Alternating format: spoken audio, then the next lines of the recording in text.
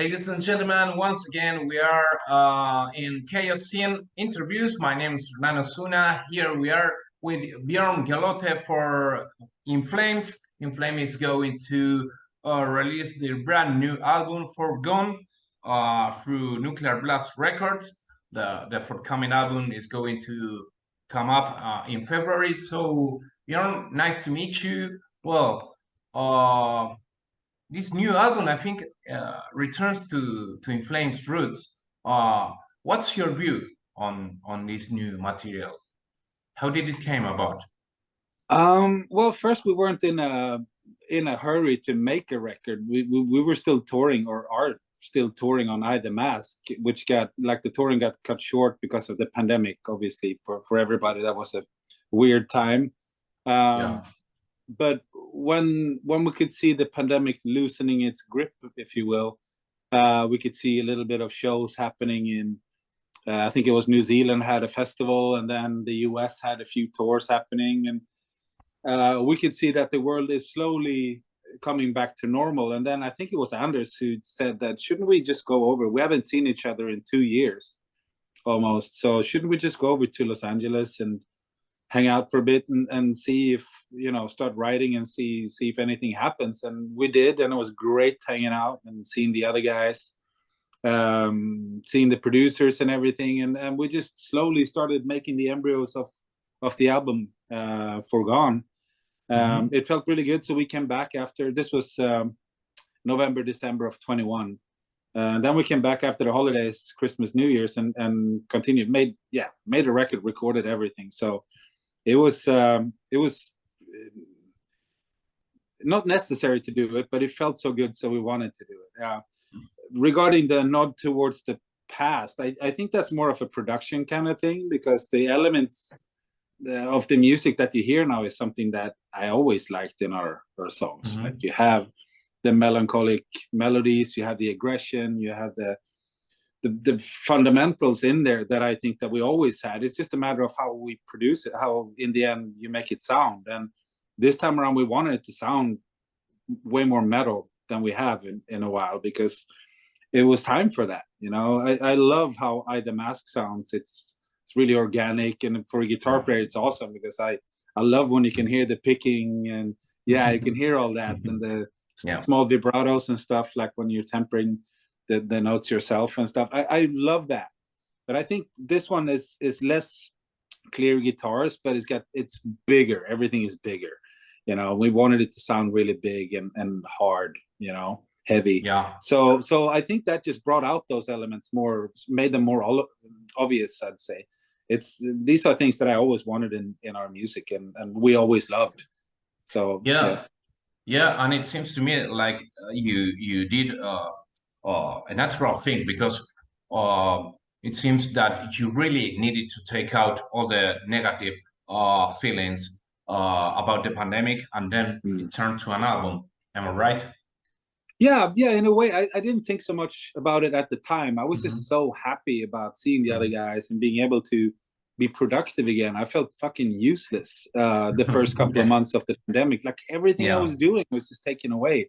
And not because I needed a break or anything. It's just we've never been more prepared than when the pandemic hit. So it was extremely frustrating. But looking back at it now, I probably agree with you that it was sort of bunching up a couple of years of frustration and repackaging it with energy, and have something positive coming out of this shit. And I'm pretty sure most bands were thinking the same way. I wasn't realizing at the time, but I think looking back at it, there's probably a lot of pandemic children albums that have the same history or same origin story, I would say, which is kind of awesome. If there's anything we could take away that is positive from this whole shithole situation, this is one of them. So yeah.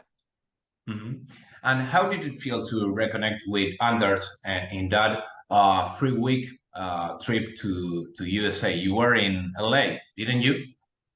Yeah, it was fantastic. I think I've seen him once over the pandemic, so and it's so weird seeing seeing each other almost every day or at least every other week, you know, for shows and whatnot, and just not seeing the people in the band. That was really frustrating. So it was fantastic, obviously. And then having all the rest of the dudes coming in to hanging out and talking about listening to demos, having like meetings with the producers, having Blake, who did the cover art, having him in really early, like already on the demo stage, writing stage. All these things felt so natural and organic in a way that it was just natural to go on with the record after that. Even though we didn't need to, it just happened to be that way, and it just felt really good. Okay. So Björn, how did it feel to work once again with Howard Benson, and which things did he emphasize regarding the production? Well, the relationship we have with Howard and his team, I have to say, is incredible. He understands where our strengths are and where he needs to push us a little bit more. He's working way more with Anders, with the vocals, getting it to sound right and work right and function in the songs and everything. They have a really good relationship, Anders and Howard. I work mostly with Mike Plotnikov, who's handling guitars, bass, drums, and all those things. And that's the element where I feel most at home and comfortable. And we just connect on such a level. It's incredible. The guy is phenomenal.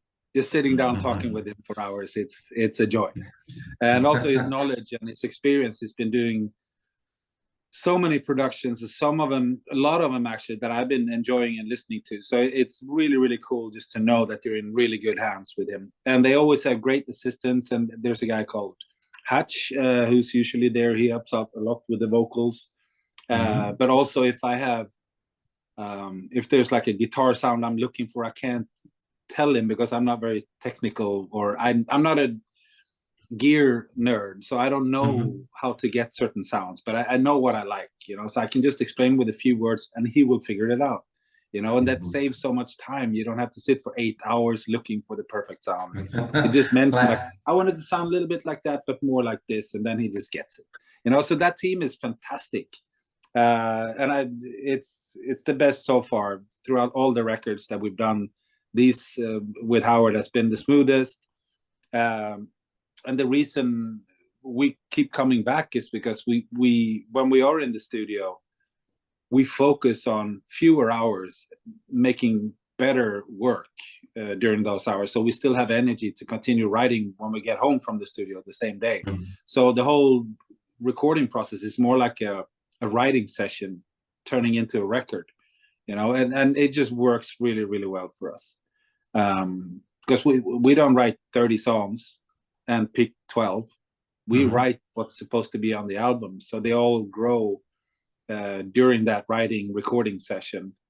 So the embryos were the first seeds were planted in November, December 21, but seeing it grow and tending to it happened all in January, February, March, I would say, of 22. Yeah.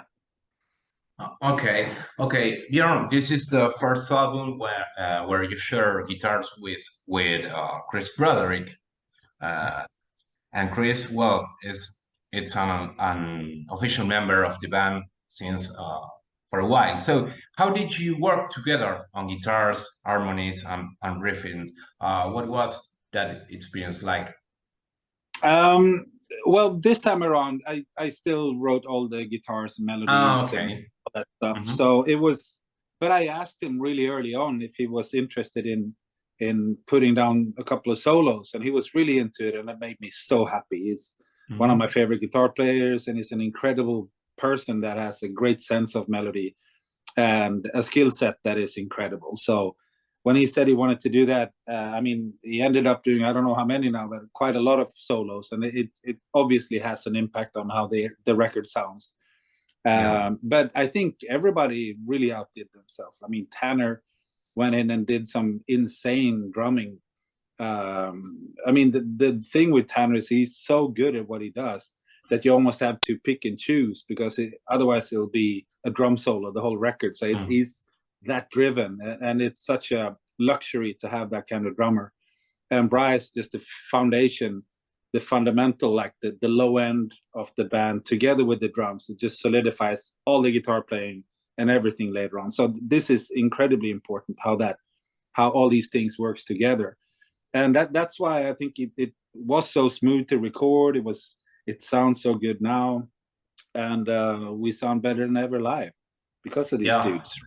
It feels like it's a good time in the band, and as you said, you have 3 Americans in the band, so it's like a mix between Gothenburg, Gothenburg metalish, and then you add some American recipes, so American sauce. So you mix and you have a perfect recipe. I think so. I mean, in the end, it'll all be, so far at least, it is in flames no matter what I try. You know, me and Anders, when we do our thing, it's going to sound like in flames no matter what. The beauty of being in this band is that we write the music for us. You know, we do what we want to hear and what we want to play, for good or bad. I mean, obviously some people don't like it, other people like it. I mean, it's just it's a tasting in the end, you know. But that makes it easy to when it comes down to writing. I'm not constricted by anything but my own skill set, basically, and so I can do whatever I feel is right, as long as we can agree on it, me and Anders. After that, it's going to be all right, you know. It's going to turn into an In Flames song. But having those guys play on the record obviously changes so many things, and then in the end, mixing it a certain way, like we did now, having Joe Rickard, who knows us really well because he was playing with us for a couple of years and made records with us, having him mix it, and we talked about what we wanted. We wanted to sound more metal, bigger, heavier than perhaps the previous one, even though I love the sound on that one. It sounds great. But this one is way bigger, you know. And he understood that right away, and just getting it all together, it sounds really good. I'm very happy. Of course. So, well, regarding the singles, I really like Meet Your Maker. The song is very powerful, and you could see the anger behind that. So, how did this song came about? What's the story behind it? Lyrically, you'll have to talk to Anders in order to get the proper, but I'm pretty sure he wouldn't explain exactly to you anyway, because he loves writing stuff. He's kind of dealing with things himself, and when it's sort of like therapy, you know, he writes the lyrics, gets it out there, and then it sort of left him. So I think it's a great way of using his position in the band is to have him to cleanse in a way. And a lot of times, and most of the times, this resonates well with our audience as well.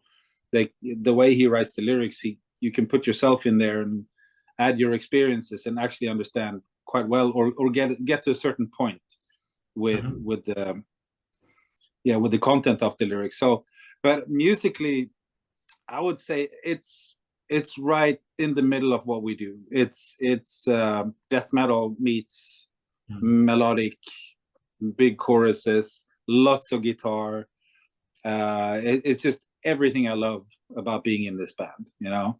And it's it feels like it could have been on, I wouldn't say any record, but it's a little bit of the past, it's a little bit of the present, and leaning towards the future in I think a very tasteful way. I just love the song. Like a connection. Okay. I just love also Pure Light of Mine. It's some kind of metal and pop, maybe some pop stuff, metal pop. It's almost like a ballad, right?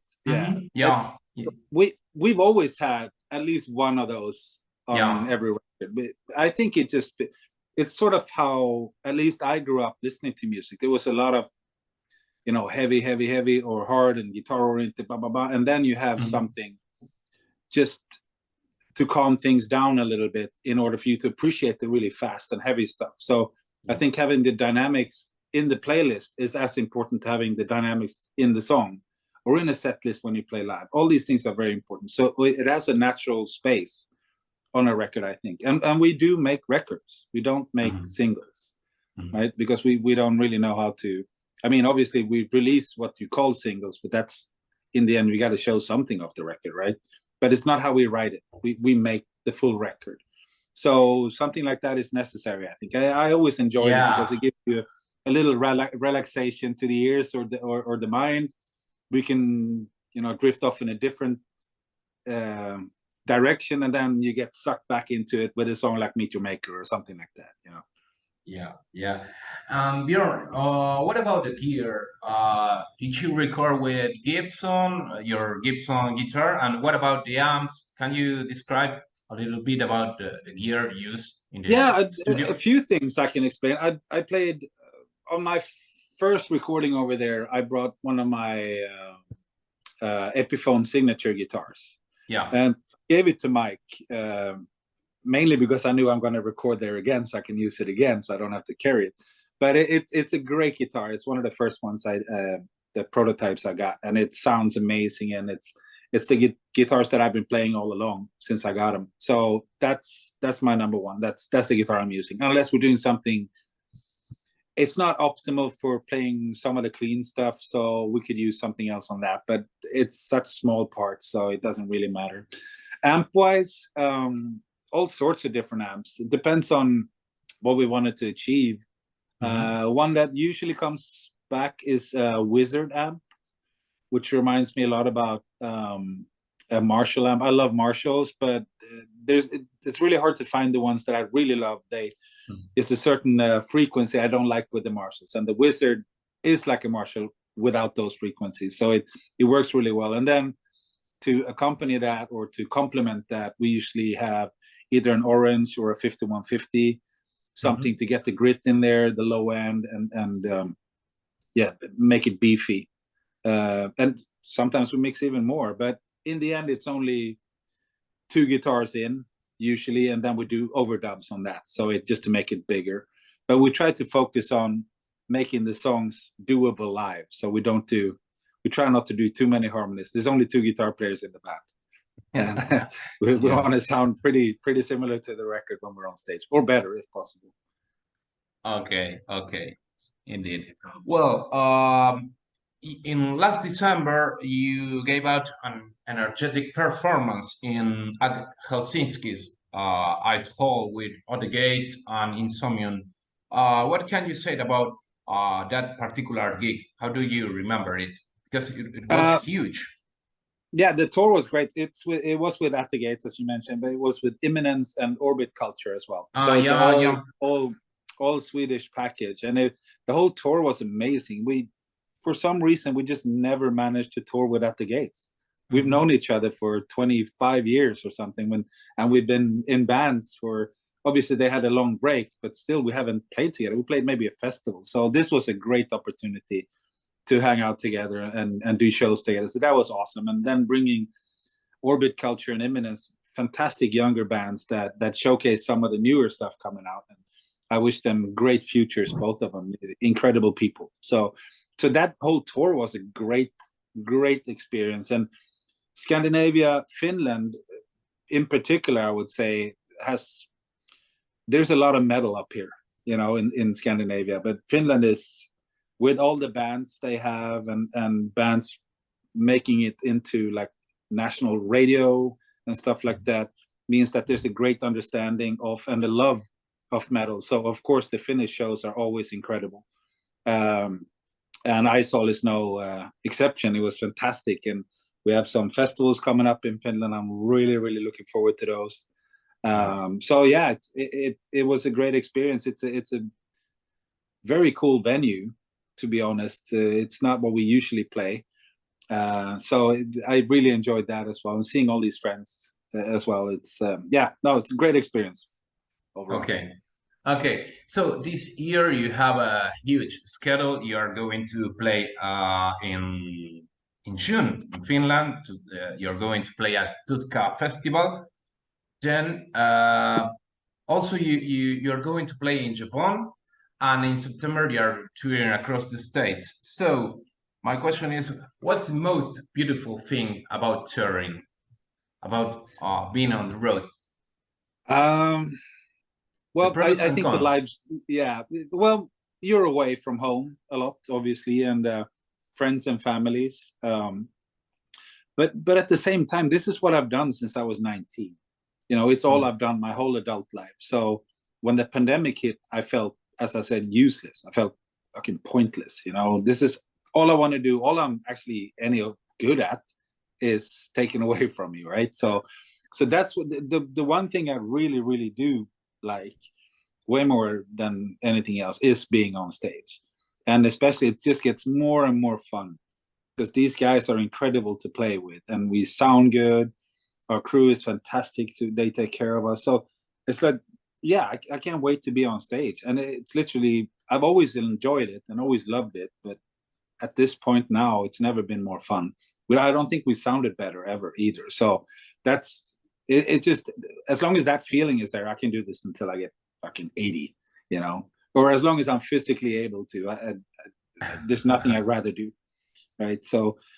And that's the beautiful thing with being on tour, because then you know almost every day you have a show, you know, for good or bad. I mean, you can feel like shit, be a little bit sick, or want to go home, and then you get on stage and you forget all about that for an hour and a half. You know, that's the beautiful thing with being in a band, and being in a band for this long, having seen the ups and downs, and been able to shape our own future in a way, and still doing it and loving it after all these years. It's incredible, obviously. For sure, for sure. Well, Björn, would you mind answering a little quiz? Yeah, sure.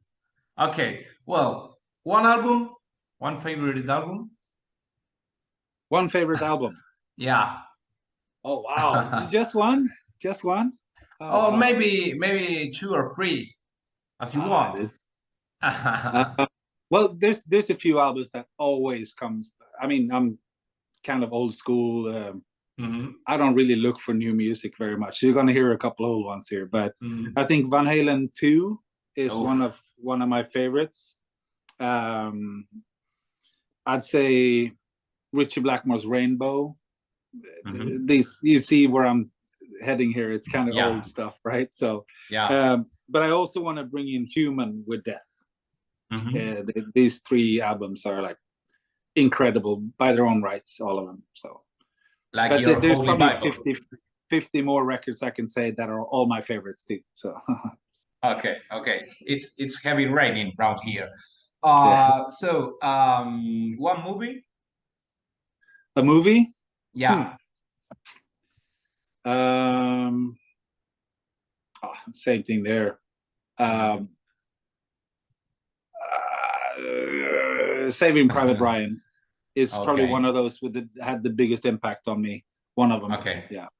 Nice one. So most embarrassing experience on stage.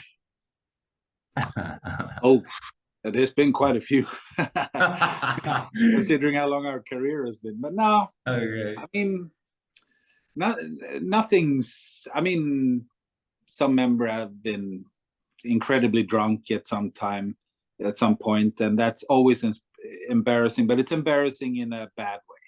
You know, most of the time somebody comes up and sings funny, or you trip on stage or whatever. That's just funny, embarrassing, right? But there's always a ton of weird stuff going on stage. And most people don't see most things, but we realize, and we're right there, and you know, so it's a lot of times we have a good laugh after the shows about stupid stuff that happened. But it's nothing majorly embarrassing. I sometimes have sometimes I had a few times nightmares about like us going up on stage and nobody know what the fuck we're doing, and we're just really, so those moments in my mind dreaming is really embarrassing. So I guess I'm doing everything I can to avoid that by making sure I know what I'm doing. So, but yeah, I mean, no embarrassing stuff, not really, no.